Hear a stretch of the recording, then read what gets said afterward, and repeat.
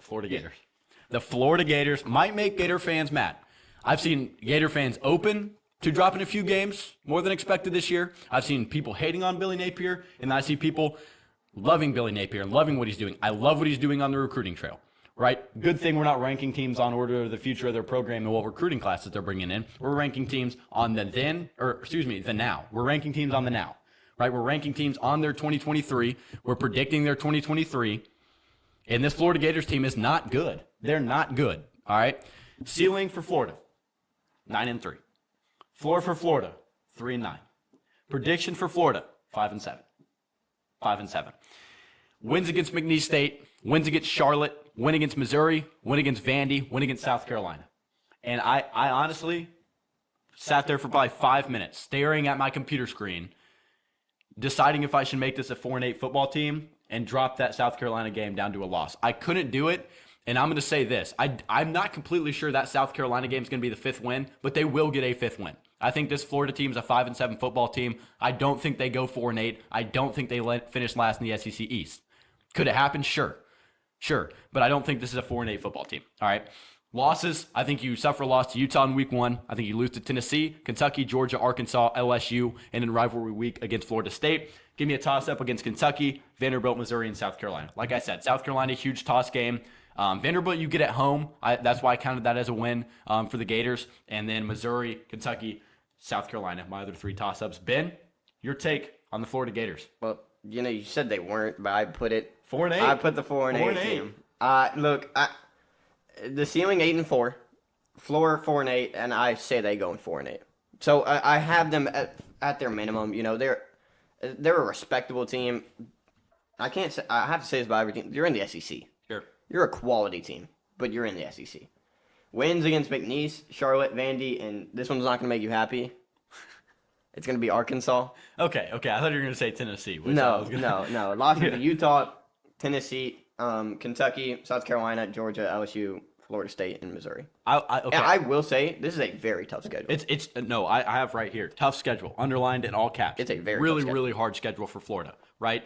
I would almost be more inclined to say that Florida beats Tennessee than they beat Arkansas.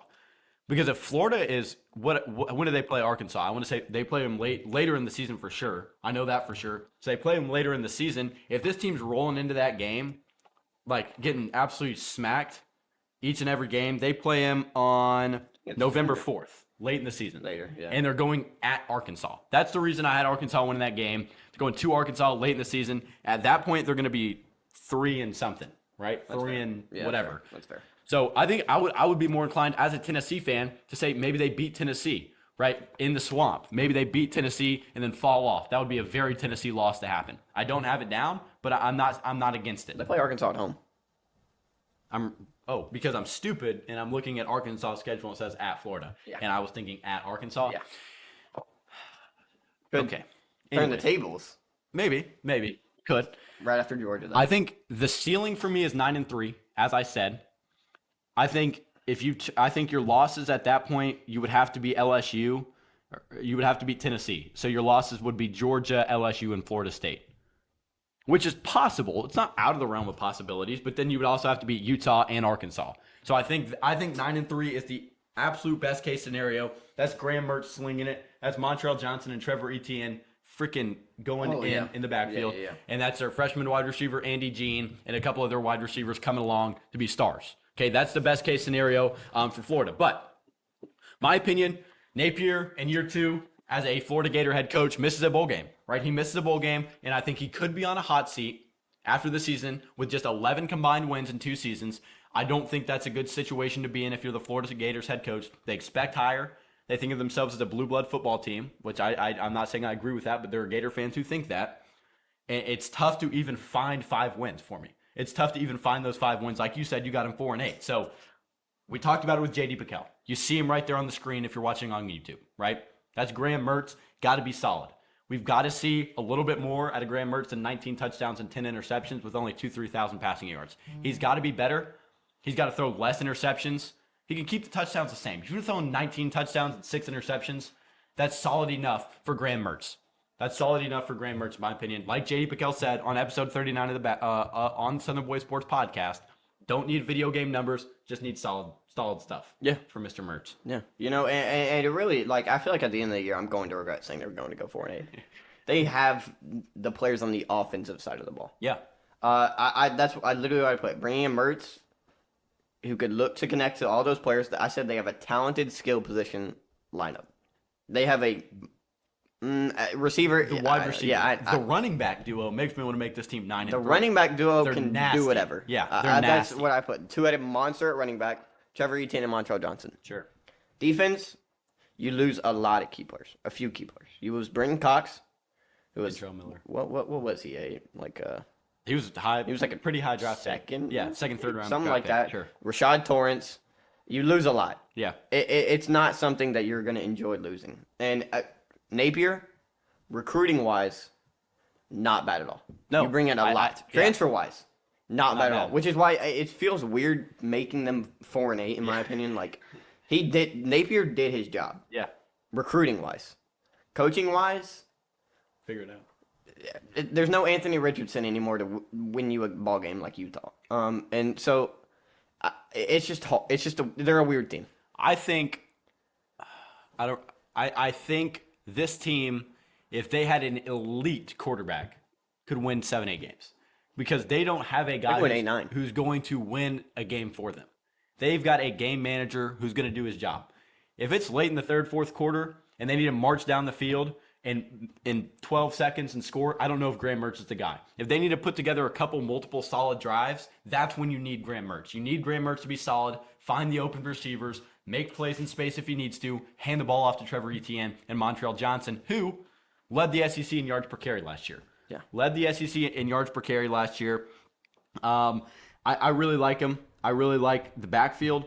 You got to let him eat, right? You got to let him eat for sure. I was trying to find, the OC Rob Sale runs a great running back duo, right? He's really good with running backs. He's produced a lot of good running backs to the league and stuff like that. So I believe in Rob Sale Pierce, to do his job in the backfield, right? I'm not completely sure what he's going to do with Graham Mertz, what he's going to do with Ricky Pearsall, Caleb Douglas, Marcus Burke, right, and the true freshman Andy Jean. Those four guys are going to have to help Graham Mertz in the most they can, right? They're going to have help him in the most they can. Like you said, Ben, 16th best recruiting class in college football, though.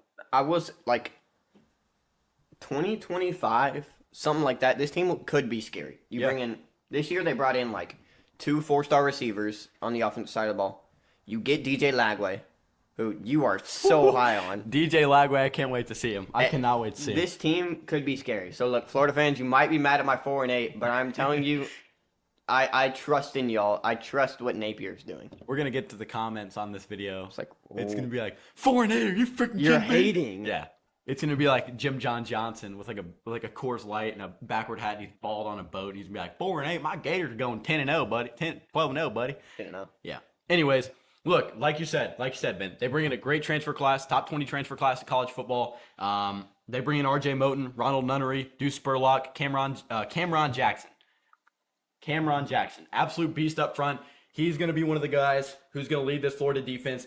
He has got what it takes. He's a transfer from Memphis. I watched a little bit of his film prepping for the episode, and I really like what I saw out of him. He's a big guy. He's going to cause a couple double teams, open up a few other lanes for some Florida Gator pass rush. And defense is solid. Like you said, Ben, lost a couple guys to the NFL, but Justice Boone, Cameron Jackson, Chris McClellan will clog lanes, get some pass And rush. it's absurd because like we were talking about this running game. They brought in 5 transfer O linemen. I know. I know. Why are they 4-8? Yeah, I know. Why are they 4-8? I think the reason they're 4-8 is, yes, they bring in people. Yes, they bring in a majority. They kind of overhaul this offense from last year. The wide receiving core is not good. I would say it's in the bottom half of the SEC out of what we've seen out of the guys so far. Then again, anybody could pop off. They lose Xavier Henderson to Cincinnati. Okay, that sucks. The team is, yes, you get a lot of names. I don't know how talented the team is.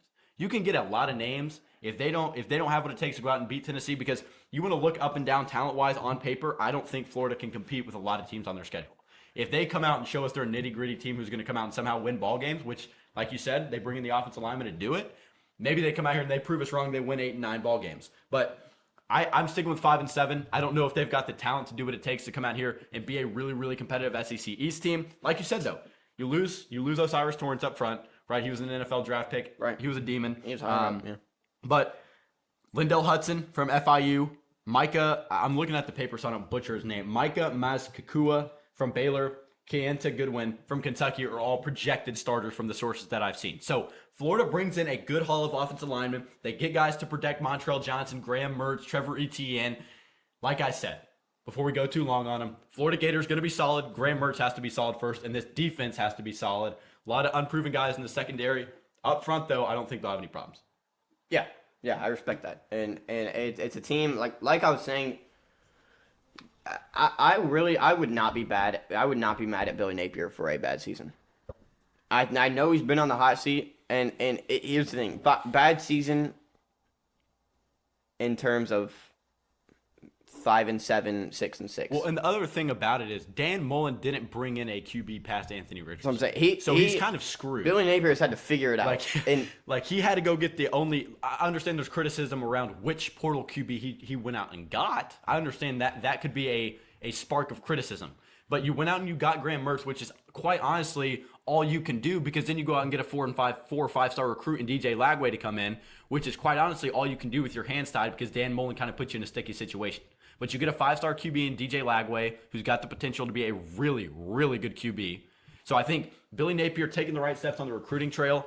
If I'm a Florida fan, if I'm a college football fan, if I'm the AD at Florida, I cut him a little bit of slack, let him get his own players into the organization, into the team. He did it with Andy Jean.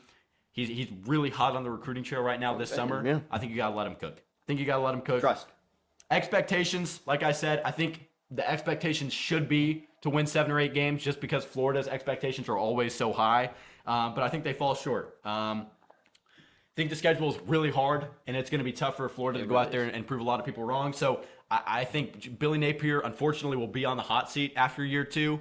I don't think he should be, but I think a lot of fans in the pressure at Florida is going to put him there. I got to go in 5-7. Ben, you got to go in 4-8.